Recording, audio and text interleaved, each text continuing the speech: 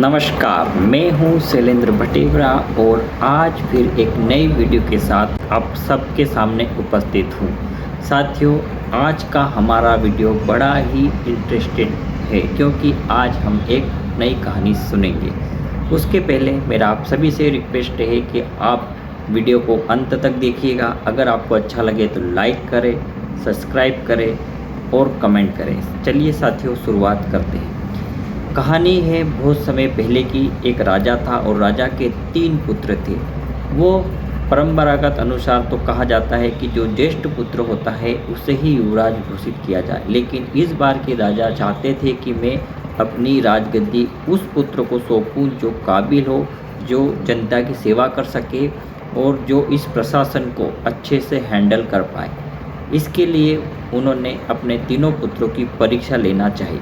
उन्होंने अपने तीनों पुत्रों को अपने पास बुलाया और उन्हें 2-2 पैसे देते हुए कहा कि आप इस पैसे से कोई भी ऐसी वस्तु या चीज़ खरीदें जिससे ये कमरा पूरा भर जाए।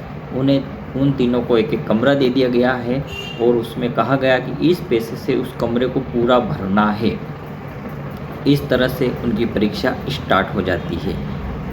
कुछ समय बाद उनका जो ज्येष्ठ पुत्र होता है वो आता है और कहता है कि महाराज चलिए, मैंने अपना कमरा पूरा भर दिया है।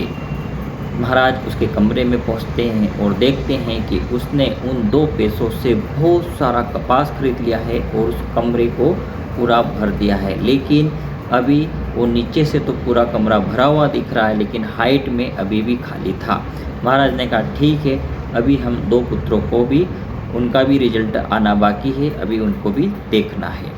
कुछ समय बाद उनका दूसरा पुत्र आता है। वो भी कहता है कि महाराज चलिए, मैंने भी अपना कमरा भर दिया है। वो जब वहाँ जाकर देखते हैं तो पाते हैं कि दूसरे वाले राजकुमार ने बहुत सारे भूसा लाके उस कमरे में भर दिया है, लेकिन अभी भी कमरा पूरी तरह से भरा हुआ नहीं था। महाराज को अभी अपने तीसरे पुत्र का भी रिजल्ट देखना बाकी था। उन्होंने कहा ठीक है, हम अपने तीसरे पुत्र को भी देख लेते हैं। कुछ समय बाद उनका तीसरा पुत्र भी आता है और वो भी कहता है कि महाराज चलिए, हमने अपना कमरा भर दिया। महाराज जब उसके कमरे में जाते देखते हैं तो वहाँ पर एक दीपक जल रहा था। तो महाराज ने कहा ये क्या, आपने तो एक सिर्फ दीपक जलाया। तो महाराज ने कहा महाराज, इस दीपक के प्रकाश को देखिए, आपके पूरे कमरे में कोने कोने से, छत से लगाकर ज़मीन तक कहीं भी खाली नहीं है। इस प्रकार से पूरा कमरा भर चुका है। महाराज उसकी काबिलियत देख के बड़े प्रसन्न हुए और उसके इस स्मार्ट वर्क को उन्होंने देखा कि ये सही उत्तराधिकारी है। क्यों? क्योंकि ये प्रकाश फैला रहा है। तो जब ये इस कम पैसे की, कम पूंजी से इसने इतना अच्छा काम करा जिससे पूरा कमरा प्रकाश से भर गया, तो ये जनता के भी जीवन में भी कहीं ना कहीं उनको प्रकाश भरेगा ही। और जिस प्रकार उस तीसरे वाले राजकुमार ने पूरे कमरे को प्रकाश फैलाया है, वैसे ही हमारे परमपिता परमेश्वर यानी कि हमारे ऊपर वाला जिसके हम सब राजकुमार है, उसने हमें धरती पर भी अपनी काबिलियत के लिए भेजा है, अपनी परीक्षा देने के लिए भेजा है।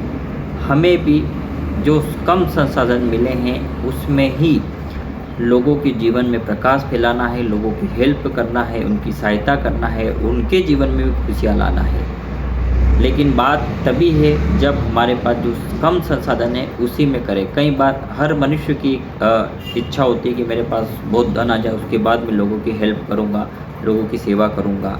तो साथियों, अगर जो चीज़ हमें मिल चुकी है और उसमें ही अगर हम ऐसा कुछ कर दिखाएं तो ही तो हमारी काबिलियत पता लगेगी। और इस कहानी का यही मैसेज है कि हम लोगों के जीवन में प्रकाश फैलाएं, उनको उनकी जीवन में खुशियाँ दें, उनके परिवार में एक नया खुशहाल जीवन लाने की कोशिश करें। और ये सारा प्लेटफॉर्म आज की तारीख में हमें डायरेक्ट सेलिंग इंडस्ट्री दे रही है। आप देखिए, डायरेक्ट सेलिंग इंडस्ट्री को जांचिए, परखिए, उसमें आपको कोई पूंजी नहीं लगानी रहती है। लेकिन जब आप इसके जीवन में डायरेक्ट सेलिंग का कोई प्लान लेके जाते हो और उसको ये सब चीज़ें बताते हो कि यहाँ पर काम करने से आपके जीवन में खुशी आ जाएगी, आपके परिवारों में धन दौलत शोहरत और आनंद की बरसात होगी, तो वो जब इसमें काम शुरू करता है और धीरे धीरे उसमें कामयाब होता है तो एक प्रकाश का दीपक जल जाता है और एक के माध्यम से दूसरा, दूसरे के माध्यम से तीसरा, इस तरह से एक नया नेटवर्क बन जाता है। यानी कि हज़ारों लोगों की जीवन में खुशी आ जाती है। कई लोगों को आप देखिएगा आज यूट्यूब पे हज़ारों लोग डायरेक्ट सेलिंग में कामयाब हो चुके हैं। वो यूट्यूब पे अपना चैनल स्टार्ट करके बताते हैं कि जब उन्होंने स्टार्ट करी थी तो उनकी हालत क्या थी। वो गरीब परिवार से आए थे, उनके पास एजुकेशन के लिए पैसा नहीं था, खाने के लिए पैसा नहीं था, और आज वो कई लाखों लोगों के जीवन में प्रकाश फैला रहे हैं। तो एक डायरेक्ट सेलिंग ही ऐसा माध्यम है आज की तारीख में जहां हमें कम पूंजी में अपना स्मार्ट वर्क करके लोगों के जीवन में खुशियां दे सकते हैं, लोगों के घरों में आर्थिक रूप से आज़ादी ला सकते हैं, लोगों के पारिवारिक जो संबंध है जिसमें आज खटा और मनमुटाव होता है, उन संबंधों को प्रेम पूर्वक वापस से जोड़ सकते हैं। भाई का भाई, आज देखते हैं हम कलयुग में भाई भाई का नहीं हुआ, माता पिता की नहीं बन रही है, उन सारे समस्याओं का समाधान डायरेक्ट सेलिंग में मिल जाता है, जहाँ प्रेम है, स्नेह है, सहयोग है, सहायता है, और सबसे अच्छा यहाँ पर भला ही भला करने का होता है। जब हम किसी के जीवन में भला करते हैं, जब हम किसी के जीवन में प्रकाश फैलाते हैं, तो ऑटोमेटिक हमारा भी लाभ होना शुरू हो जाता है। तो साथियों, आप डायरेक्ट सेलिंग की कोई भी कंपनी को जांचे परखे और उसके बाद उसमें अच्छे से काम करना शुरू करें और देखिए आप कैसे आप लोगों के जीवन में प्रकाश फैला रहे हो। इसी शुभ में अच्छे मैसेज के साथ कि आप लोगों के जीवन में प्रकाश फैलाएं और अपनी स्मार्टनेस या अपनी काबिलियत को आप लोगों के सामने रखें, ताकि लोगों के जीवन में भी एक नया उजाला आए। और इसके साथ ही मैं अपनी वाणी को विराम देना चाहूँगा। हमारी ये कहानी आपको अच्छी लगे तो आप लाइक करें, कमेंट करें और लोगों तक शेयर करें, ताकि हर कोई व्यक्ति इस कहानी का लाभ उठा सके। और हाँ, हमारे चैनल को सब्सक्राइब करना बिल्कुल ना भूलें। धन्यवाद।